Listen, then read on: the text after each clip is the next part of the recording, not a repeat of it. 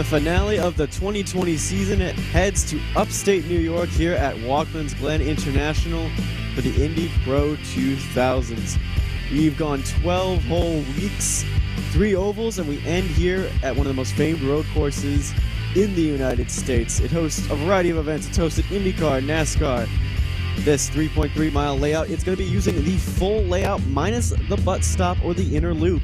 So it should be fun, exciting, and produce a lot of passing. A very, very hot one here in Watkins Glen, generated 90 degrees Fahrenheit, 112 the track temperature. It's going to be interesting to see how these drivers conserve their tires and conserve the runs down to the corners. My name is Jonathan Burke. I'm joined alongside Tom Davis, Hugo Luis, doing our production work, and always track cams provided by trackcams22.com and Istvan Ballo. Timing is also up and live at timing71.org/RaceSpot. Here are the standings. Thomas Torp leads right now, but Ton Hansen has gained several points along with Greg Steins and Niels van Hendel. Andy Medema about 100 points back from that. Thomas Zeiger, Nico Lichten, Joshua Chin, Nicholas van Eisken, and Frank Nguyen down, filling out the top 10 of the Pro Mazda group.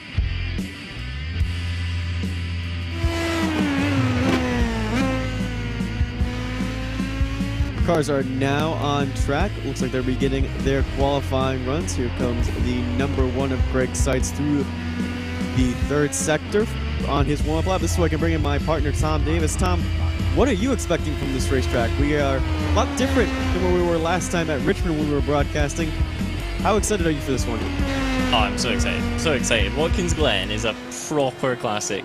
When I think of American racing, and American single-seaters for that matter, it always goes to Watkins Glen. Coming around through the S's up towards the back straight that we're currently on with Tim Doyle. It is just, it's a proper circuit, you know, there's bumps, there's little bits of camber to catch you out, and all of that tends to produce fantastic racing because there's room for mistakes to be made. Mistakes to be made. That corner that Tim Doyle just went through turn 9 tends to be the one that catches everyone out. Some of these ones are a bit easier to get through, but the braking zones can be a bit tricky. It's very, very high speed, and maintaining that speed and trying to get good passing zones is going to be the key to win. It is, and it tends to be that way, you know, when you're looking at these single-seater cars, they're very high on grip, so you want to be able to carry the momentum through the corner. That allows you to keep the speed up and not have the grip and drag of the car slow you down instead of allowing you to kind of go quicker. Interesting to note here again, no inner loop being taken. They're going to go straight past it into the outer loop into turn 5.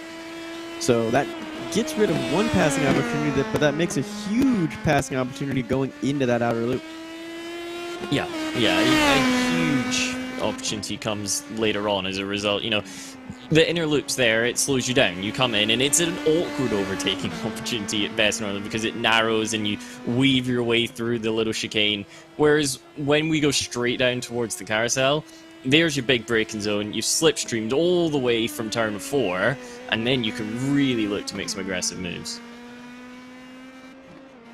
Now David Daylet in the number 12, yet to set a time. Right now, Greg Seitz stands on top with the best time. Ton Jansen not too far behind. Christopher Harleybo in that 3rd position, right on board the number 2 machine, as he looks to try and hit the number 1 from his top spot. Not going to be able to do it. Able to get up to 2nd, so he'll start alongside him. But man, that's a fast time. Almost half a second faster than his competitors. Yeah. There's no other way of putting it. When you're beyond just a couple tenths up, it is a very quick time. And it's not that they won't be able to get there. You know, Janssen, Herbig now, they're all very quick drivers. Atmaka, for that matter, it just about gets up there. But it's just the psychological effect, you know. It's not, oh, I only need to find a little bit. It's, hang on, I need to go quicker than I've gone the past couple of days when practicing for this event. And that completely changes the mindset going into the remaining runs in qualifying. It is a 2-lap session. It's only 2 cars running right now. The 12 looks like had his lap time deleted that last time, so he's going to have to set another run for that Devotion Racing number 12. But they do list times to compare out on the form page. Right now, Greg Seitz is currently in the very fast/alien range. Everyone else is just in the fast range, so it's going to be hard for that anyone to get past that one car. Yeah. Alien, you know, he's not human. It's to get that kind of pace. I think Alien describes it well because it's human to make mistakes. To get that far up at the head of the field, it needs to be not necessarily a perfect lap. You know, you can afford to maybe be a little bit early on the brakes somewhere, but there can't be any mistakes. You can't turn in too early. You can't slide the rears when getting on the power. So I think Alien is actually the perfect word to describe it when someone like Greg Seitz hits the field and just gets everything right.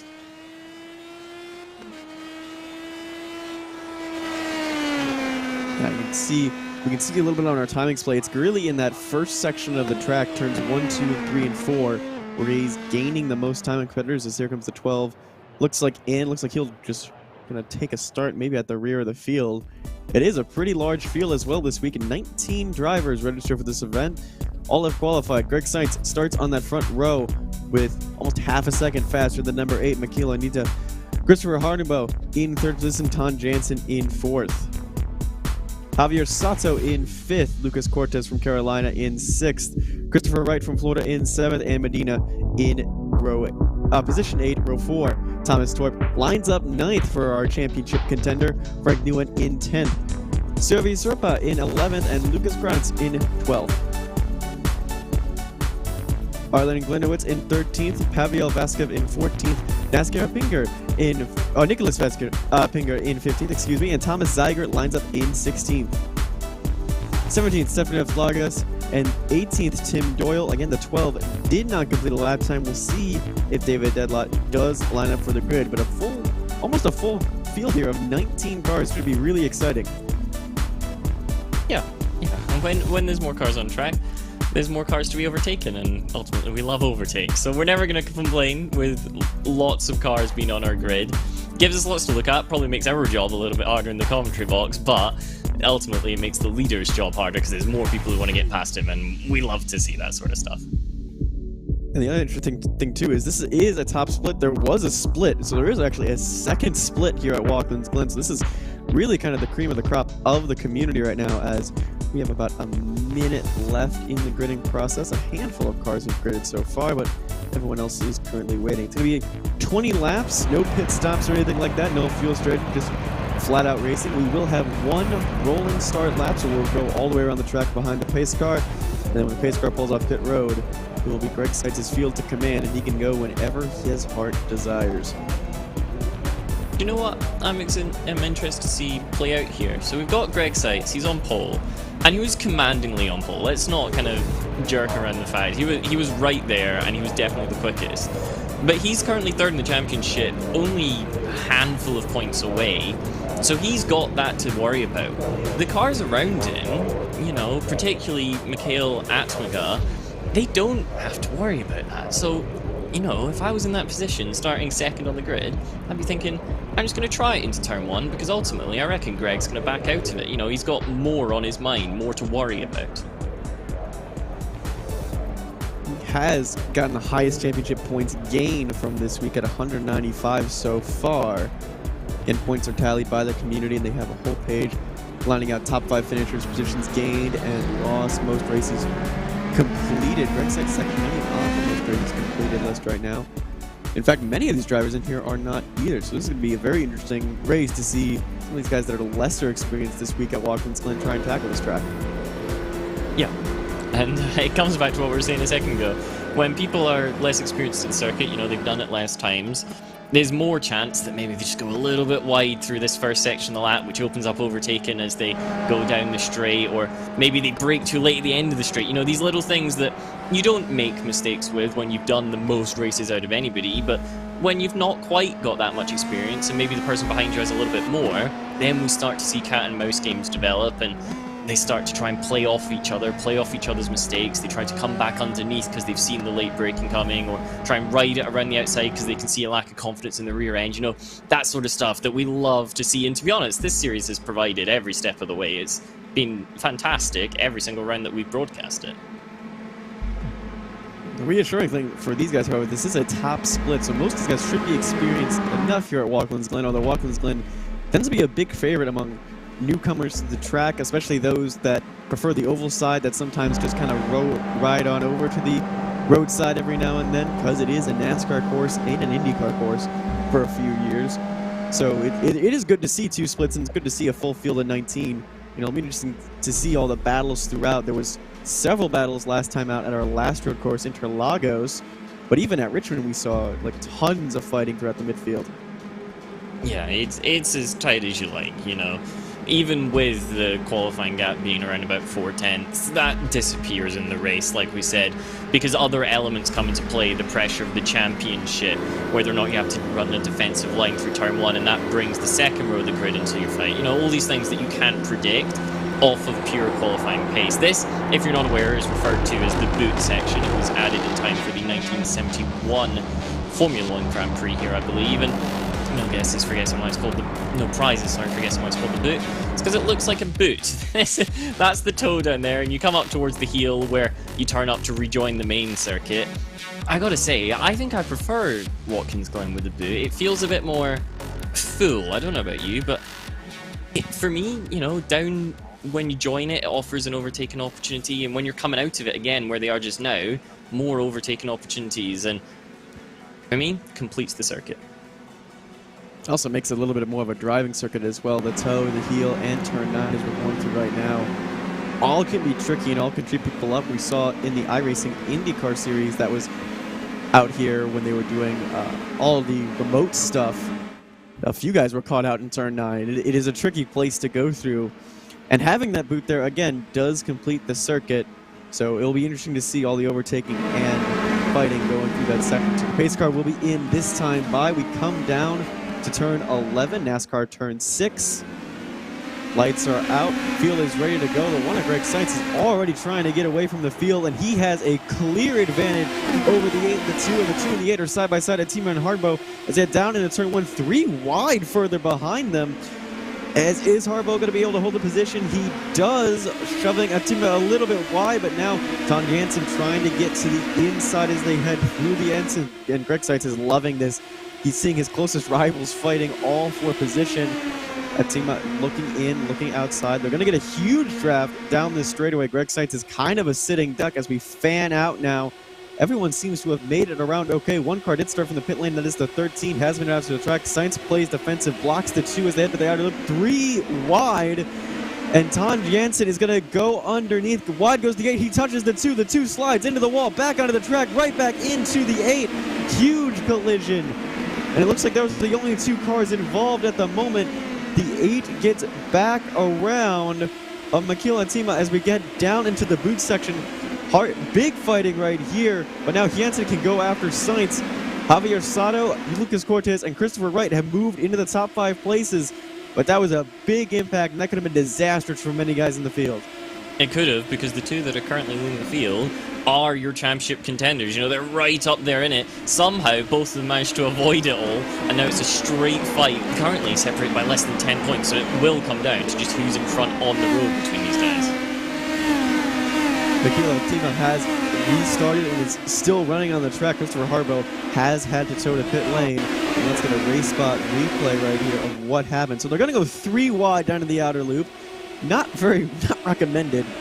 And the number 2, I think, tries to hold his line, but Hansen just comes up a little bit. He clips the wall and back onto the racetrack. That's a dangerous collision. Thankfully, no other cars involved, and the 8 has pulled it to pit lane for repairs, but right into that Armco, and there really just was nowhere for Amakan to go. Like, it's either you slam on the brakes and collect everyone else, or you risk running into the other car, and unfortunately he ran into the other car. Yeah, I mean, and it's a shame that it was him as well, because he was in that fight. He went wide, he pulled out of it, and then he ended up getting caught up in it anyway. Here comes Thomas Torp, however. He's used the slipstream as well. Ends up on the outside once again. He's sensible, however. He tucks in to slipstream up behind for 5th position.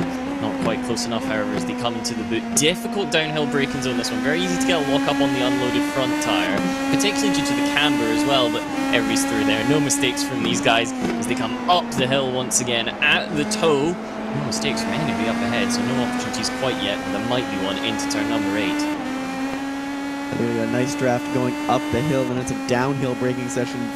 Very, very difficult for some of these guys, but no one seems to look right now. Everyone's kind of content running single file. Lucas Cortez from Carolina currently leads this train. They sit about 2.5 seconds behind leader Greg Seitz as the 14 of Sato looks to be inside. Nothing doing there. And right now, it's just kind of a waiting game, I think, for everyone. Everyone's in this single file train. Everyone's just minding their own business. And right now, Tom Hansen and Greg Seitz can run away with it. Yeah, they've broken the slipstream. It's not completely, but to enough of an extent that they're not going to be overtaken by this, well, rest of the field battle for third position. Here is Saveri Seppa from Finland. He's very much part of this slipstream fight as they come through turn number 1. Currently sitting 10th. But look at all the cars in front of them. There's a chance that with a solid run through the S's, they could be, what, 6th, 5th come the end of the straight? This is going to be exciting to watch.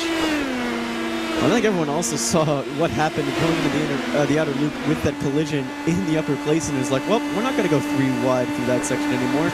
As pulling out comes Sato. Christopher Wright was thinking of trying to shoot a gap that does not exist at the moment. The gap widens a little bit between those two cars.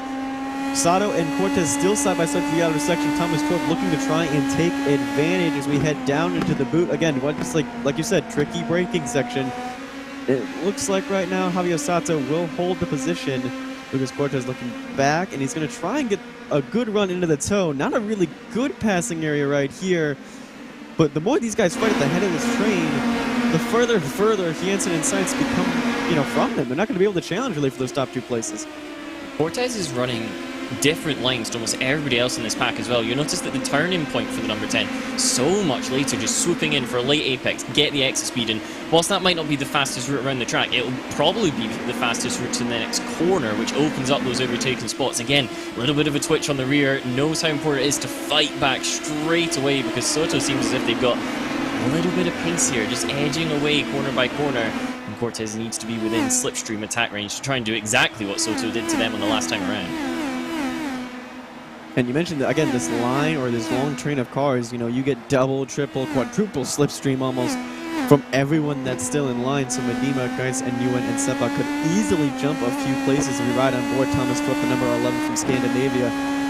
He's got 3 cars in front of him, and he wants to get around them. He was close going into the outer loop last time by, but he needs to be really, really closer to get a run right now, as it looks like Wright is going to make a run on Cortez. Soto seems to be safe for the moment. He ran half a second faster than Lucas Cortez last time by, but again, the slipstream, that cancels that gap out. They're side by side again into the outer loop. Thomas Torp looked to take advantage as well, because he was leader of the championship coming into this one, albeit by a slender margin. His 2 big championship rivals currently way out in front. They've broken away from this pack, so Thomas really needs to get a move on, at least be 3rd to give himself a chance. And it's not even just the gap, it's just lap times as well. Greg Seitz half a second faster than Ton Hansen, and Ton Hansen is half a second faster. So it looks like Nicholas Spangner in the 15 has had an issue coming into the boot. RaceSpotTV replay coming at you. Looks like they're side by side. Looks like with the number 12 machine. Yep, and just a little touch on the back tire to the front tire and sends that number 15 hard into the guardrail.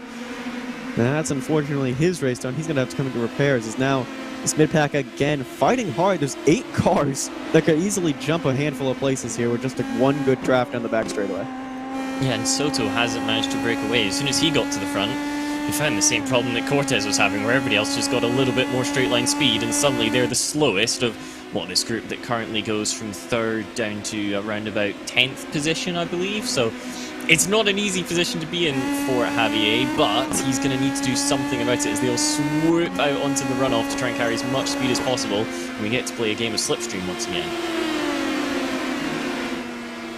Yeah, you can see they're coming down to the inside, almost Indy 500 IndyCar style, trying to break the draft as best as they can. But again, the problem, especially if you're like 3rd or 4th in this line, it doesn't matter really where the cars are, as here comes Cortez back on Soto. Not going to be able to get the line he wants. He's going to have to go outside. A little bit of a wiggle there. Good car control from the number 10. But now Christopher Wright is going to look. Oh, and there you have spinners. Both of them spin and hard into the wall again. Oh, this barrier just seems to be the one catching everyone out.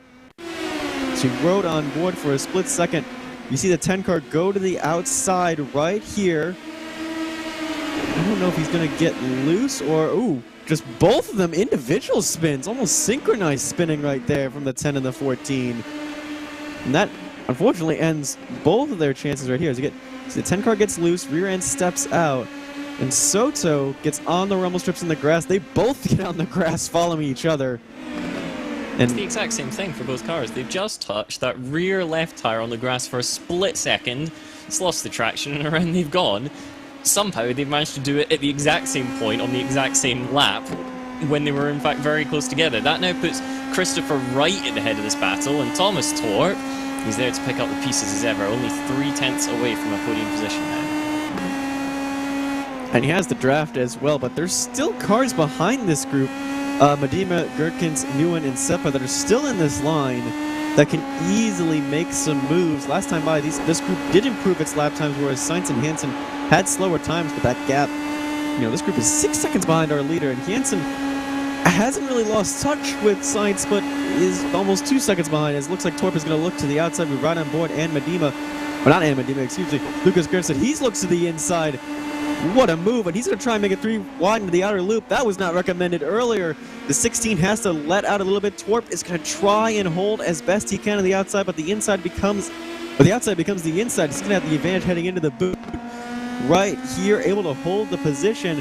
Lucas Grinkas able to also gain the spot on Amandima. This midfield, very, very aggressive, and we still have 14 laps to go, keep in mind. Well, it looked like there was going to be a little bit of a move at the toe as well. Looking underneath was the 3 car, but not quite close enough to get there. And a little slipstream down towards the heel once again. Turn number 8. It's a tricky one to get an overtake done because it's a deceivingly quick corner. The turn-in's pretty open and you carry the speed through, so you can't really get it done on the brakes. Here comes Medema once again, looking for a tight line. That green car, it's really, really wriggling around underneath Lucas. We can't get the power down or have the mid-corner grip, it would seem, but with the slipstream, potentially lower downforce as well, is able to make up for that on the straights.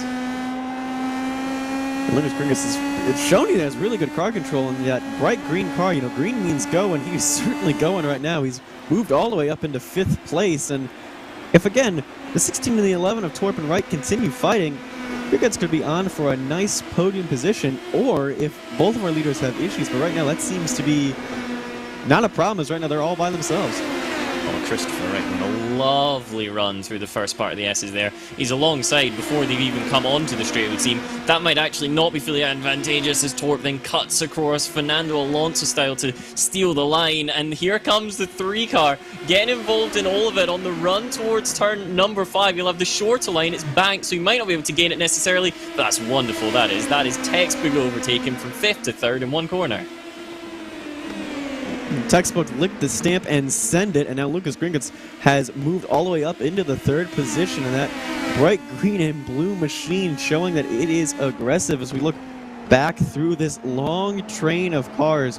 Frank Nguyen right ahead of here. This is Servia Seppa from Finland again.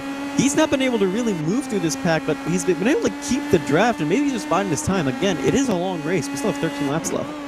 Yeah, long race, and keeping that in mind, you know, if these fights are going to carry on, then the guys at the front who are squabbling, out braking, drifting in a little bit through turn 5, they'll be using up their tires. So if you're thinking about this in a really strategic, you know, professor-style manner, then maybe you're thinking, well, if I just don't use my resources now, I'll have them in the last 3, 4, 5 laps when everybody else is feeling a little bit on edge, and then I can just drive underneath them with superior grip. It's also one to point out that, remember, we are at a hot simulated day in New York. In actual New York, it's probably about 40 degrees right now. There was a little bit of rain and snow in the area. But here it's at 90 degrees Fahrenheit. The track is toasty. So these tires are going to cook, and you know, it's going to be really, really slick and tricky for these guys to get moves, as the number 3 car is actually running the fastest lap of the race, 3/10 faster than our leader. Gringas is going to be running out of time, really, to try and chase down Jensen, but he's still going to have to worry about Thomas Torp, who's gaining, looking. He goes to the outside. They've pulled a gap, really, from Christopher Wright, so it's not going to be a 3-wide going into the outer loop again, as now Torp heads into the 3rd position. Lucas didn't fight that particularly hard in the bright green car either, right? And his drivers there, he would have tried to hold it around the outside, given the banking on turn number 5, but instead takes the sensible option, tucks in, goes, you know what, I set fastest lap last time around. If you think you can go quicker, then let's break the guys behind. Let's make sure that this is a fight between me and you for the podium, or if we can even catch up to the leaders. Let's not squabble, lose time, and get caught up with the rest of the field, put simply. And this pack is slowly breaking up a little bit. Christopher Wright has been dropped a little bit, but the draft on that rear straightaway is proving to be invaluable. Yeah, it's almost like a Moto3 race, isn't it, if you've ever watched motorbike racing, where they get down and it doesn't really matter what's happened in the last of the laps, because you just tuck in and hope that you get the best slipstream down towards the big braking zone. As that splits up, however, we will see the quickest drivers have a chance to kind of show their pace. And for me, if I'm Seppa, he needs to start making some overtakes, because as this field gets more and more stretched out, as it elasticates out the way, it's going to become harder and harder to make those overtakes, you know, lap after lap after lap, and you really want to start making progress whilst the field is relatively condensed. This is where Frank Nguyen and Sylvia Seppa gonna have to start, you know, getting a move on a little bit here if they get strung out a little bit. And there's a few guys behind them, the 5, the 12, the 19, that have also strung up behind in their own little line. Here comes the 3 again. Looks like they're just kind of trading places, basically. They kind of understand, like, okay, the draft is ridiculously powerful for us. Christopher Wright made a daring move to the right to try and go to the inside of Torp, but Torp was having none of it. And here comes the 6 of Seppa. Just when I said he needed to get a move on, he's getting a move on Frank Nguyen, able to pass him, and is now going to try and set his sights on Medema. Yeah, this is almost like a bit of a cycling race at the velodrome, isn't it? When they're tucking it in, they're taking it in turns to try and get the slipstream, and in turn see if they can bring the gap to the leaders down. However, this time around, that 3 car is really going to extend the gap. That was on the limit, on the ragged edge, through the toe. However, it's not really done much, because as has happened on previous laps, the slipstream brings everybody back up to him along the straight towards the heel. And in terms of lap time wise, they aren't really much faster than Ton Hansen right now, who's currently in second place. They have about a 4.5 second gap back as the 6 getting very, very slidey. And so is Frank Nguyen through this corner. Again, it's a hot, slick day. Car control and driver, control is going to be key. And I think at the end, whoever has the best car control and has the best ability to send it down into these fast corners is going to come out on top and get this 3rd position. It's interesting when we talk about tyres, because obviously it's winter in real life, so we've all been hearing people talk about warming the rubber up, making sure that it's sticky enough that it's not feeling rock solid. Well, these guys are going to be having the opposite problem. They don't want it to get so wobbly that it does just that and kind of wobbles beneath them and flexes when they need to try and lean on it. They want to just keep some of the temperature out, give it a moment to cool, and if anything, running in the slipstream all the time is not going to be helping that, because you've got hot air coming out the back of the car ahead.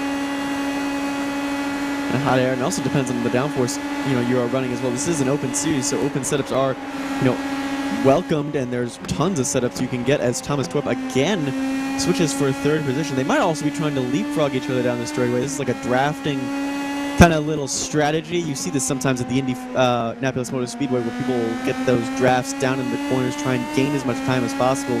But they're not knocking down any time on Ton Hansen. If anything, the gap is just stabilized. And Christopher Wright, is still looking to try and get a position. So if these guys keep fighting, it's just going to be a fight for 3rd and nothing else. It almost looks like the cars in 3rd and 4th position have kind of figured it out amongst themselves. One lap, the first of them came by and the other guy didn't fight too much, and then he was like, you know what, this isn't a bad idea, and returned the favour on the next time. I think if Christopher Wright gets involved, all of this might change, because the rest of the pack is once again closed up onto the back of this battle for 3rd, and as soon as one of these guys gets involved, it's all just going to kick off once again, because you can't be civil when there's 6-7 cars involved. You can maybe form a partnership, but as soon as it gets bigger than that, it's going to become an all-out brawl for the final podium position. Yeah, anyone can tell that from experience by looking at just, any of the races here when you have large groups that are drafting together, or even if you're on the ovals and you're in Daytona or Talladega and you're trying to work together with a bunch of people, it doesn't tend to work out. As right now we're seeing a couple of people drop off lap times wise. Christopher Wright a little squirrely out of turn 1. That's going to open the door for Medema as they head on through the S's onto the back straightaway. Medema looking high, looking low. Which way he going to go? He going to go to the inside.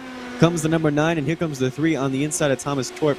Torp's not really going to fight, and the 9 has to check out. Maybe the 9, Medema was running a lot of downforce on that machine, not able to really get a run on that 16.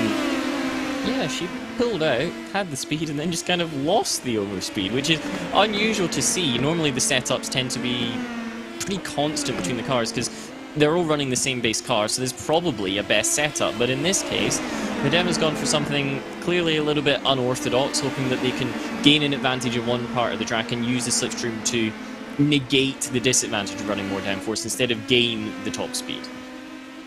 This also reminds me of a couple weeks ago at Road America. That is a track where it has a lot of slow speed corners but a lot of high speed straights, and you're going to try and find a balance between the two. I personally like having a lot more control in these low speed corners, and I'm okay with a little bit suffering on the straights if it means I'm a bit more confident in the car and I can, you know, send it down into some of these corners. That maybe is what the 9 has gone for, a little more confidence in some of these slower sections to send it down to the inside of Christopher Wright.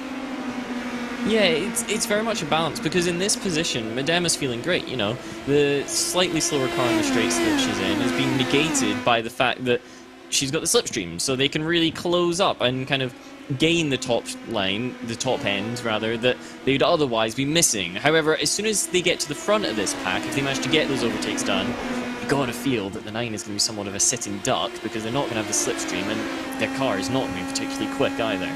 Well, right on board. So here's a perfect example. It comes through the S, the car is clearly closed up to the back of Christopher Wright in 5th position, got the slipstream, so the gap is coming down, but it's not coming down particularly quickly, and you get the feeling that as soon as the 9 were to pull out of the slipstream, we'd see a repeat of what happened last lap, where it doesn't have the overspeed anymore. The worrying thing for me is that Christopher Wright actually managed to carry a little bit more speed through turn 5, and if you're running more downforce and not managing to go quicker through the corners, you're going to be in trouble. You know, Wright has also been very, very good on the braking, very, very good sending it down to the corners, but now there's a little bit of a gap between him, Torp, and Gringas that is formed at the head of this pack. We should also mention there's a gap. You see a car running behind this train that has been dropped off. Frank Newen has been a little bit slower these last few laps, down in the 141s after getting passed by Seppa. Has kind of lost this train, and he's going to get caught, it looks like, by the 5, the 12, and the 19, Glimmerwood, Stedlot, and Largus, who are kind of running on their own right now, just minding their own business at the back of the field, gaining a few places as other competitors have had issues, but, you know, they're not going to be able really to catch this lead pack. I think they're running out of time. Yeah, we've seen the halfway point of the race come and go, so, you know, you've got to now close in the gap quicker than it was made, which is always going to be difficult. And as we mentioned earlier, mental factors come into it. You know, as soon as you know that, you go, oh, I don't just have to do what they did, I have to do even better than what they managed. Now, maybe their strategy come into play. Maybe some of these guys have got setups that preserve the tyres slightly better towards the final third, because that's when tyre wear will truly come into it. But right now, it doesn't seem to be working for them. A little bit wide that time. It looks like was Torp, and Wright is going to get a huge run down this straightaway, but Torp tries to break the draft, but Wright still has a bit of a draft from Gringas ahead, and they're not going to be able to really make a move. Ooh, getting a little risky there, Christopher Wright. Showing the front nose, saying, all right, I'm going to dive on you if you're going to leave that door open. Torp shutting that door. So Wright's not out of this fight either. There has been a gap that's been forming every time they come out of the boot. That's not his fastest section, but he's able to hang tough with them. And again, on the last lap, when it comes down to it, he may be able to make a nice move here. As you mentioned, he's not afraid to try it on the brakes. He was very strong when we were on board with the number 9 car. And then he's tried it on a gap that, let's be honest, was maybe 3/4 of a gap, not a whole one. The kind of one that you have to prise open instead of the door just kind of letting you through. So definitely willing to try something, but as you talked about just a couple corners ago, immediately loses the time once again, drops back towards the number 9 car. And that just makes the slipstream move even more difficult. So the 16 car is clearly doing the exact opposite in terms of downforce setup as the ones behind. Because when we get to the twisty part, they fall all the way back. When we get to the straight line speed part, they just claw back all the time, close down the entire straight. And something that's definitely helping Christopher Wright is, again, that strong braking foot, able to really send it down into these corners. You know, no fear in those virtual eyes right now. He's lost a little bit of the gap now to Torp. I'm not sure if he's going to be able to get a gap. Gringans is also checked out on Torp a little bit. That's a 6/10 gap. In the draft, may be able to close that up, but if that keeps growing, you know, lap by lap by lap, soon Torp will have lost 3rd place. Yeah, it's going to be worrying if Torp loses more places, because this matters for the championship. P1, P2, and P4 are your main championship contenders, and they're separated by around about 20 points. So it really could come down to who finishes where in this race.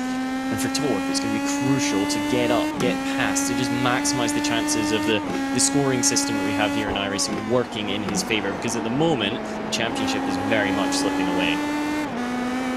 And you can see he's really trying on the back end, coming out a little bit there into the toe. And now they're going to head down there, but playing very defensive as that number 3 car of Gergitz. He's really not, you know, sitting there just running his line. You know, every time they're on a straightaway, he's trying to pull out and trying to break that draft as much as possible. Every time we go down into the corner, he's trying to send it, making sure Torp is not on the inside. It looks like the 5 car has gotten around the 12, or the 12 is, excuse me, no, they're still fighting actually. Deladront is right behind the 5. We're going to head into the final sector here. Devotion Sim Racing number 12. Glonowitz going to have to defend very, very harshly down into turn 1, because it's going to be, you know, top 10 or bust for these guys back here. I thought Denwalt was actually going to try it into the final corner for a moment there, but got the slipstream onto the main straight, and actually, apparently it doesn't matter. Not quite able, I think just a little bit of a back out there, going, you know what, turn 1's not the easiest place to make a move. Let's just get a nice run, make sure that I don't get too close. And that car up ahead is looking squirrely, it's looking difficult, swerves across the track, trying to maintain the traction through the S's. And here comes David. He's now got the slipstream, and he's got a car that seems to be working for him at this stage. And yet another swap for position number 3. Torp down the inside of the number 3 car. That puts him on the podium provisionally with 5 laps left to race after this. And Denelot tries to look on the inside of the 5 of Glimmerwitz, but not able to get around. Looks like the 12 has been faster these last few laps. This 5 is kind of holding him up a little bit, preventing him from really challenging for those top 10 positions. As again, we mentioned Torp switching places with Gergitz. The good old commentator's curse. I said, maybe that gap will grow to where the 3 car won't have to defend from Torp. Now, I am completely wrong. The 11 is back into 3rd place, and now the 16 is getting close to Gergitz right now. With 5 laps to go, it's going to heat up between these top few. And if they start battling a lot, it could bring Frank Newen, Glenowitz, Dediot, and Logus back into play if they really have to slow up going too wide through any of these sections. Well, even if they don't slow up enough, if this turns into a 5-way scrap for 3rd, I wouldn't be afraid of calling that there's going to be some sort of incident, that somebody's not going to make it to the end of the race without damage, and then ultimately Newen and the group with him just pick up a couple free positions, which they're never going to complain about.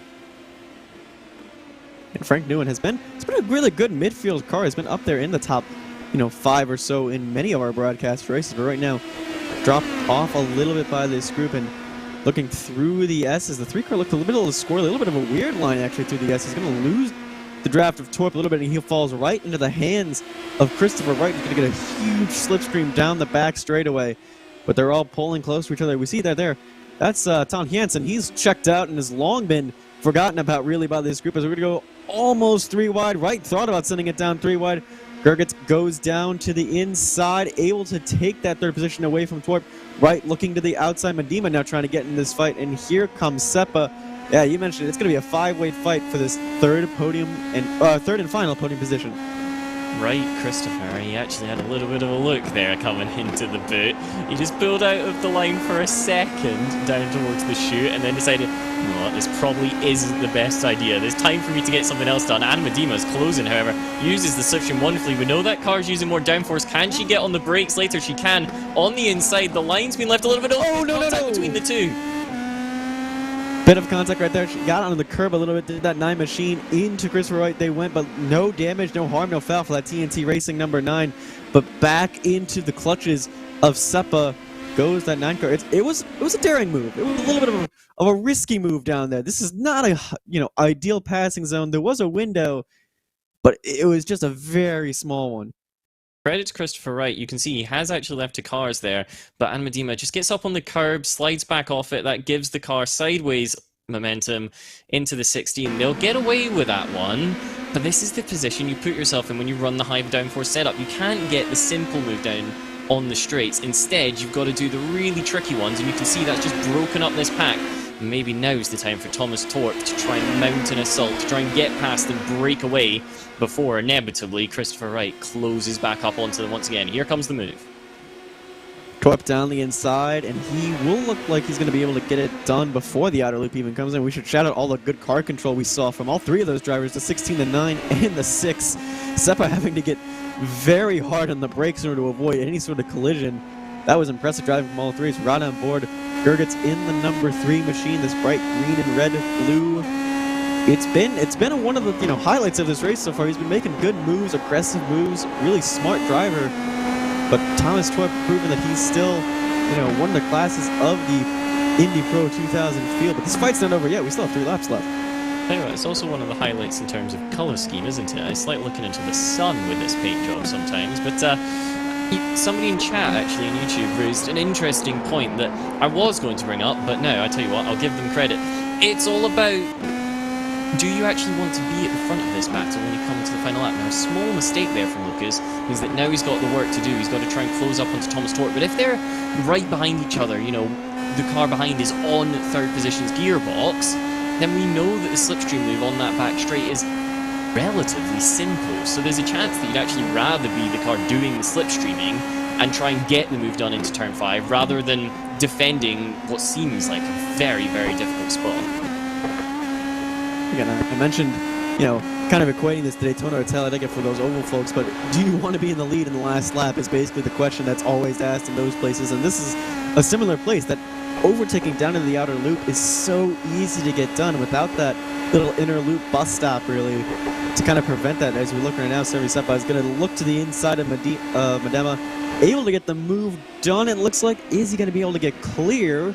For the moment and time being, yes, the 6 car is now in the 6th position, but they're a ways back from Christopher Wright now, and Wright is slowly trying to get back into the fight for 3rd. Yeah, he's not far away. The gap has come down, but this is exactly what we spoke about. Anne is just so vulnerable on that straight when they don't have the slipstream. They've dropped a little bit too far away from the cars up ahead, and as a result, the move, pretty simple for Zampa. Found the inside, had the overspeed, and ultimately the car's going to be quicker even without a slipstream, just due to downforce setup. And at that point, you've kind of got to concede the position. It's not worth running it all the way around the marbles and the slippier part of the track on the outside of turn 5. No, so the number 7 machine, or in 7th place goes the number 9 machine. I got that flipped around on accident, my bad. Frank Newen has been dropped a little bit. You can see him down in the background, 4 seconds behind. So it looks like Medema's pretty safe right there for that position, but there's still going to be a fight with Seppa to see who gets that 6th position. Christopher Wright has gotten back into the fight for 3rd. He's slowly closing in. Gergets might try one down into turn 1. I really doubt it. Nope, not this time. He's going to try and set up a huge run on Thomas Torp into the outer loop. Wright is right there. I've been waiting all race to make that phrase, and here he comes. He's run a perfect line through the first part of the S's, and he's actually almost caught the car ahead just a little bit too early. We know he's running low downforce, though. He should be incredibly quick on this straight. Got the double toe. Has to pull out of it early. And the number 3 car just got a little bit of respite as it now has the slipstream closing in on Thomas Torp. Thomas Torp could well be 5th come the corner. They're going to go through. Oh, no, they touch. They touch. Wright goes to the inside of Torp, and Torp hard into the outside barrier and immediately toes. There wasn't even a hesitation or anything about that one. And Wright may have a little bit of front wing damage as well. He's going to have to fight for this 3rd position. It's between Gergets and Wright. That's huge for the Pro Mazda Championship, or the Indy Pro 2000 Championship, as Torp was a contender.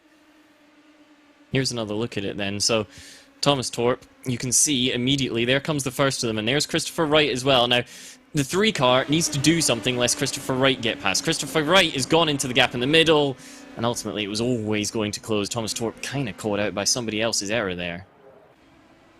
We mentioned that Wright was very rough on the brakes. He was very hard on the brakes. Last of the late breakers in this session right now, and unfortunately that caught him out as he tags Thomas Torp into the wall. Torp right now is currently scored in 13th position. It looks like there's been an issue for the number 7 of Tim Doyle, who's also 2 laps down. But the final lap here at Watkins Glen, it is a fight for this final podium position. Everyone else is a little bit strung out. And right now, that collision with Christopher Wright is going to cost him possibly the championship in this series. We'll have to wait and see. We'll still have to wait for the week to end as well. But currently one of the championship contenders, Greg Seitz, has never had to really look behind him. He has left everyone in the dust. There's Ton Jansen, and there's the fight for 3rd all the way in the background. The number 1 machine is proving he's number 1 right now in that Air Force style livery right there. He's head down into the boot. He's been the fastest one on track, fastest on qualifying, as here comes a move by Seppa into the inside of Medema. They're going side by side. The TNT Racing Machine able to hang tough, going to the inside of the boot. The number 9 is going to be able, looks like, to hold fifth position. Hanging tough on the outside is Seppa. They go over the rumble strips. They're going to go 1 and 2. Wright is not been able to make a move on Gerkitz for that final third position. And it's going to be close to the line to see who stands on the podium right here. Fight amongst some of the, back in the field right now. This looks like the 12 and the 18. We're still fighting to get in the edge of the top 10. Veslev, I have not mentioned that 13 all race long. Deadlot and Zeiger looks like they're going to fight all the way to the checkered flag at the line. As Seitz and Jansen rounding out the final few corners. Here comes Greg Seitz.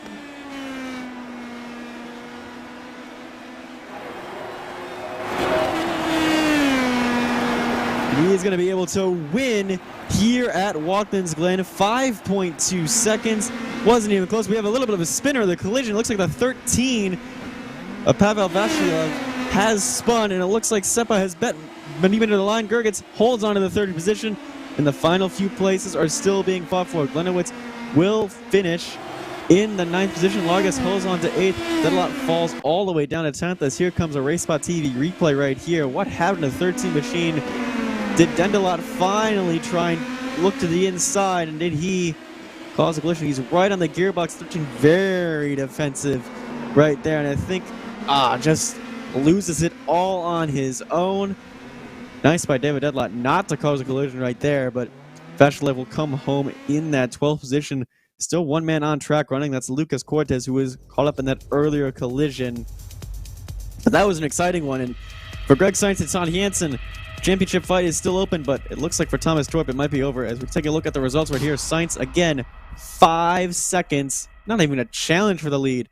Todd Jansen able to finish second. Lucas Gerkitz able to come home third after a little bit of a crazy midfield battle. Christopher Wright comes home fourth, and Medema in 5th position. Servy Seppa in 6th for the number 6. Frank Newen finishes 7th, just kind of riding around a little bit. Stephanie Largus in 8th. Anyone Glimmerwitz in 9th. And David Deadlot rounds out your top 10. Thomas Zeiger finishes in 11th. Pavel Vashlev with that little spin finishes in 12th. Thomas Trupp, unfortunately, was tagged by Christopher Wright into the outside wall and may lose the championship, unfortunately, as he finishes it in 13th. Tim Doyle had looks like a bit of an issue on his own, finishes 14th.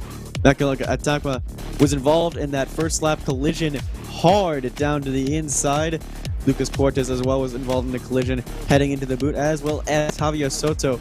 Nicholas Pinger has got into a collision as well very, very early on in that 15 machine, as well as Christopher Hardenboe towards the front of the field, unable to finish. And that rounds out your 19-car field from Watkins Glen.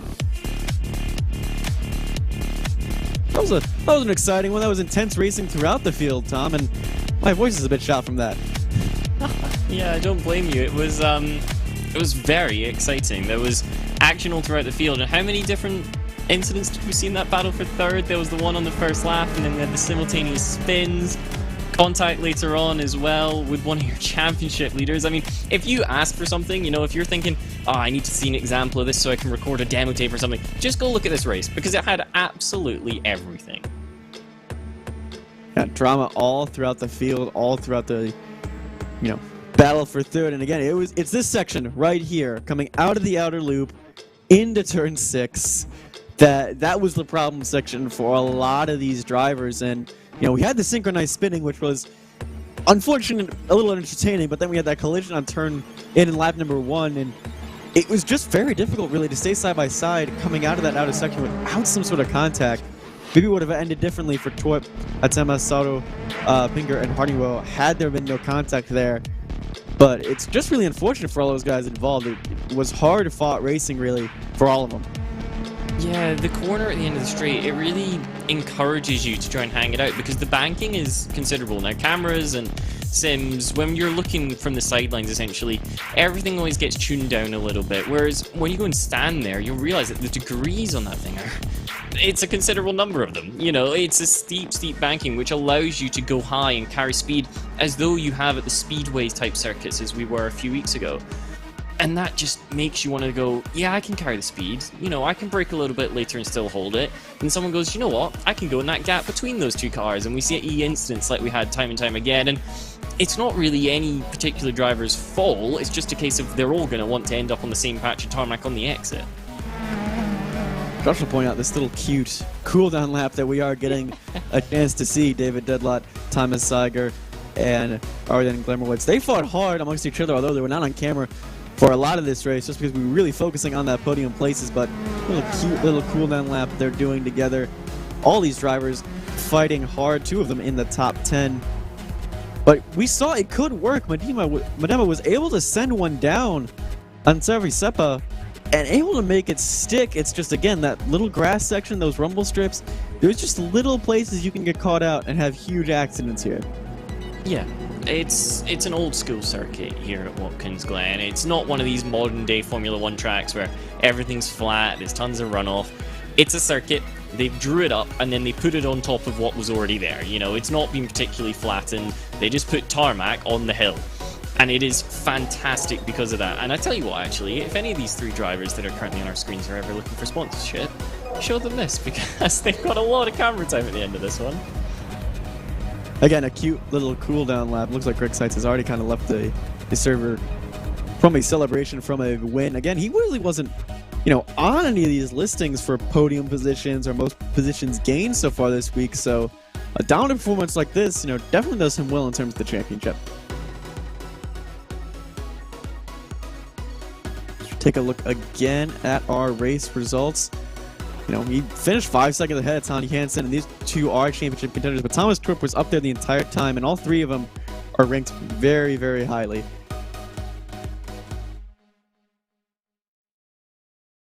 It's a strange one for Frank Nguyen as well, because you look at 7th place, that doesn't, you know, that's not bad. He's consistently been up there in the midfield, but it was a kind of nothing race for him. He was kind of on the back of that pack for a while, and then he drifted away, and you can see he's finished, what, 4, almost 5 seconds away from the car ahead of him, and yet he's got 8, 9 seconds behind him. It was a really odd race for him, and I think drivers that are in that spot deserve more credit than they often get, because it would have been boring for a lot of it for him, and it's very easy to get a lapse of concentration, even in a race as short as these Indy Pro 2000 Championship ones. So credit where credit's due for Frank for keeping it out of trouble the whole way, and in the end picking up some solid points for it. Kind of credits to the entire midfield that avoided a lot of those accidents. Again, when it was the 8 and the 2 that came back onto the track, I had to hold my breath there for a second. I was hoping that we weren't going to see a massive pileup on the to the boot. Only a 2-car accident, that one between Anamaka and Hardingbro. But it, you know, sometimes avoiding trouble and just being smooth tends to be the best way to do it. As we look right here, back at the start of our race, and Sainz was just unstoppable. He was clear going into the first corner, and there was really nothing these guys could do to catch him. Even afterwards, with a draft, it was almost unstoppable. Yeah, and here's what we were talking about, you know, the concept that a couple of other guys might try to pressure him because he's up there immediately and he's got the championship to worry about, but that didn't happen. Like you say, he got a fantastic getaway, broke away, then the slipstream came into it, and we're about to see, to be honest, the turning point of the race, where the top 2 were able to get away because the other 2 that could compete with them, well, it didn't exactly go to plan. So they all fan out, come towards the bottom of the hill, break, turn in, 3 abreast. The number 8's already gone wide. The number 8's out of this battle, that's done. Then there's contact involving the number 2. Number 2's off the wall, comes back and collects the number 8, despite them making the correct decision to bail out of it earlier. So a little bit unfortunate for the driver of that yellow one, but it was just another one of those incidents, wasn't it, where coming into the corner, nothing looks particularly wrong, but you get towards the exit, they all want to take the perfect line, and that just spread out the field a little bit to begin with. And already at this stage in the boot, you can see that you've got the first driver, the second driver, and then the rest of the field trying to close them down, and they never managed it. No, and a lot of them also had to check up for the oncoming debris and smoke that was right in front of them, and Tom Jensen, you know, unfortunately did not get any damage from that despite the contact he had. But again, that was really the turning point of the race. You mentioned those were the 2 cars that started on row 2 that were able to challenge for the lead, and that one collision took those 2 out of it, as well as everyone else in the field because it really broke up the drafting. Yeah, it just allowed them to get a little bit of a jump, and maybe at that point Janssen was thinking, oh, I might have damage, I should be careful. Now, the contact was wheel to wheel. That doesn't mean that you're going to get away with it. You know, there are things attached to the wheel, you know, namely the parts that attach the wheel to the car, and you definitely don't want to damage any of that stuff. It's all very important. So maybe he just took the next lap a little bit more cautiously, or he was shaken subconsciously, and that meant that ultimately top two got away. He ended up in the scrap and paid for it come the end of the race.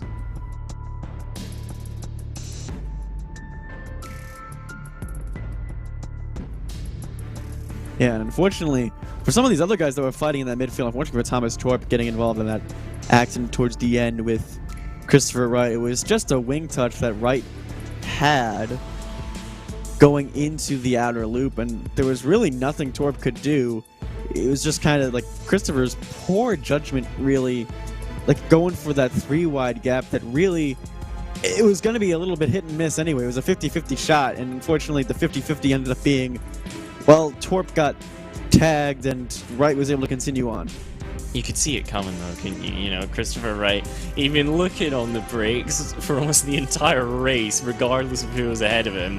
Saw the little gap open up as the two ahead started to fight, and he was always going to try put his car there. Now, you can then make a solid argument that the guys ahead should be like, well, he's clearly going to try and put his car there, but they're already so absorbed with each other and looking to get a better run down towards the boot that you can't really be looking in your mirrors at that point because you'll just make contact with somebody else.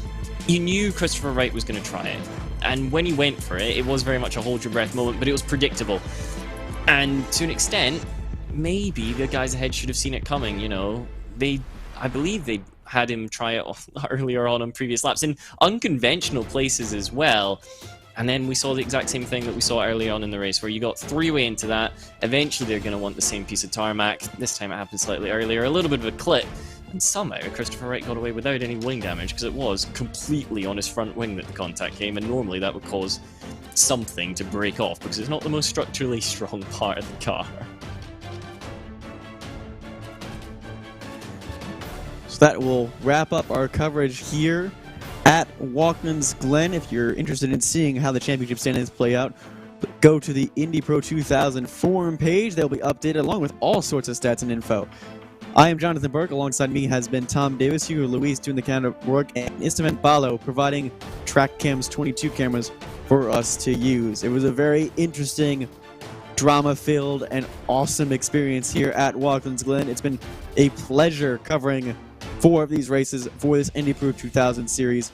We've had tons of action up front and tons of intense battles, and hopefully the Indy Pro 2000 group will, get a few donations and maybe come back to us next season for 2021. We say so long from RaceSpotTV and have a good night.